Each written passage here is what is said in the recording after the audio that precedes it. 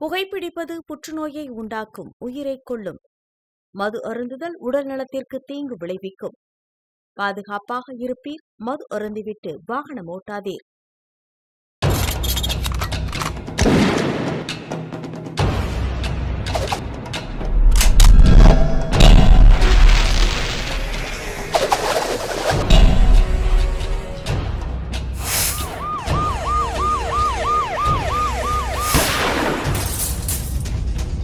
கோப்பியம், உண்மையும் பின்னணியும்.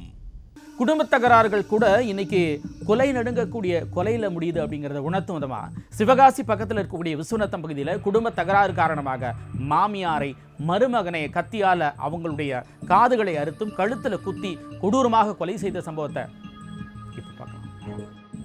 சிவகாசி அருகே உள்ள விஸ்வநத்தம் காமராஜர் நகரை சேர்ந்த மாரீஸ்வரி சிவகாசி அருகே உள்ள மல்லியில் உள்ள தனியார் மில்லில் பணிபுரியும் பொழுது தன்னுடன் வேலை பார்த்த பெண்ணின் உறவினரான ராமநாதபுரம் மாவட்டம் பார்த்திபனூரை சேர்ந்த செங்கல் சூளையில் வேலை பார்க்கும் காளிதாஸ் என்பவருடன் செல்போன் மூலமாக பழகி கடந்த 2023ஆம் ஆண்டு காதலித்து கலப்பு திருமணம் செய்து கொண்டார்.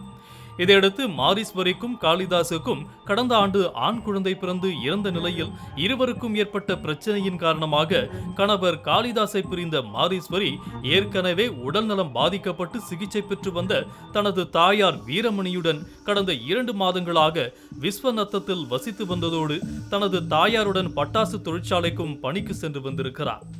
இதனால் ஆத்திரமடைந்த கணவர் காளிதாஸ் விஸ்வநத்தம் கிராமத்திற்கு நேரில் சென்று பட்டாசு தொழிற்சாலை பணிக்கு சென்றிருந்த தனது மாமியார் வீரமணியை மட்டும் வீட்டிற்கு வரவழைத்து இது குறித்து பேசியிருக்கிறார். அப்போது இருவருக்கும் ஏற்பட்ட பிரச்சனையில் ஆத்திரமடைந்த காளிதாஸ் அங்கிருந்த கத்தியை எடுத்து கழுத்தை அறுத்து கொலை செய்துவிட்டு தப்பி ஓடி உள்ளார். இதையடுத்து சம்பவம் குறித்து தகவல் அறிந்த காவல் துணை கண்காணிப்பாளர் பாஸ்கர் தலைமையிலான போலீசார் சம்பவ இடத்திற்கு விரைந்து சென்று வீரமணியின் உடலை கைப்பற்றி உடற்கூராய்வுக்காக விருதுநகர் அரசு மருத்துவக் கல்லூரி மருத்துவமனைக்கு அனுப்பி வைத்தனர். இதற்கிடையே மாமியார் வீரமணியை கொலை செய்துவிட்டு தப்பி ஓடிய காளிதாஸ் புகைப்படத்தை அனைத்து காவல் நிலையங்களுக்கும் அனுப்பி வைத்த போலீசார் விசாரணை நடத்தினர். அப்போது மதுரை மாவட்டம் பெருங்குடி சோதனை சாவடியில் பேருந்தில் செல்வதை அறிந்து பேருந்தை நிறுத்தி சுற்றி வளைத்து கைது செய்து நீதிமன்றத்தில் ஆஜர்படுத்தி சிறையில் அடைத்தனர்.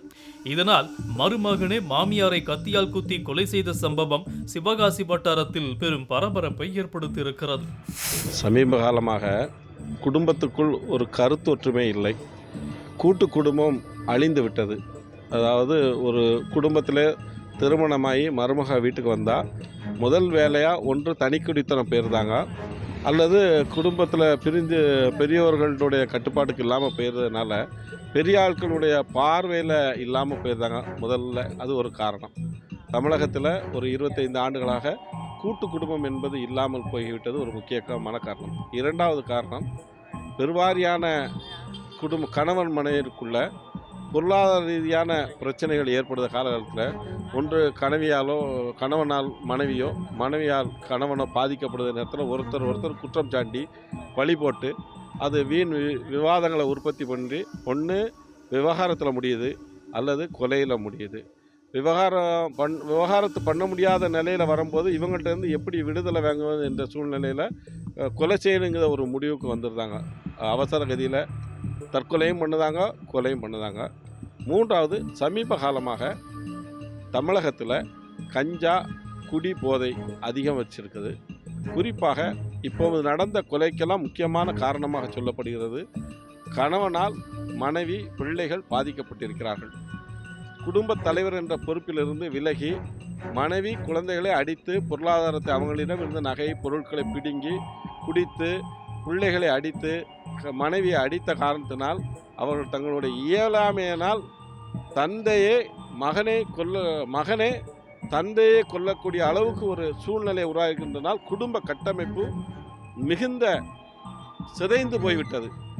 குடும்ப சூழ்நிலைகள் ஒன்றாக வருவதற்கு பட்டிமன்றம், கருத்தரங்களை நடத்தி தமிழக பண்பாடு, கலாச்சாரம் போன்றவற்றை தமிழ் மக்கள் உணர்ந்து நடந்திட வேண்டும்.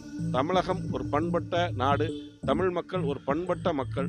ஆகவே இது போன்ற வரக்கூடிய காலங்களிலே நடைபெறாமல் தடுப்பதற்கு ஆங்காங்கே விழிப்புணர்வு நிகழ்ச்சியை அரசும் ஏற்படுத்த வேண்டும், பொதுமக்களும் கூட்டு குடும்பம், குடும்ப வாழ்வு, பண்பாடு, கலாச்சாரத்தை பேணி நடக்க வேண்டும். கணவன் மனைவிக்கிடையே ஏற்படக்கூடிய சின்ன சின்ன பிரச்சனைகள் கூட இன்னைக்கு உயிரையே குடிக்கக்கூடிய கொலை வரைக்கும் போகுது அப்படிங்கிறது வேதனையா இருக்கு. அதே நேரத்தில் அதிகரித்து வரக்கூடிய குழந்தைகளுக்கு எதிரான பாலியல் வன்கொடுமைகளுக்கு முடிவு கட்டும் விதமாக, தவறு செய்யவை யோசிக்கக்கூடிய விதமாக தண்டனைகள் மாறணும் அப்படிங்கிறது தான் எல்லாருடைய வேண்டுகோளாக இருக்கக்கூடிய நிலைமையில ஒரு குழந்தை பாலியல் வன்கொடுமை செய்யப்பட்டதற்கு ஒரு மாவட்ட ஆட்சியர் சொல்லியிருக்கக்கூடிய பதில் எப்படியானது அப்படின்னு அவங்களுக்கான பணியிட மாற்றமே நமக்கு உணர்த்தக்கூடிய நிலைமையில பதில் சொல்ல வேண்டிய பொறுப்பில் இருக்கிறவங்க எதையும் ஆராய்ந்து பதில் சொல்லணும் அப்படிங்கிறதோட அந்த மாதிரியான எண்ணம் கொண்ட எல்லாருமே தண்டிக்கப்படணும் அப்படிங்கிறதுல சந்தேகமே இல்லை.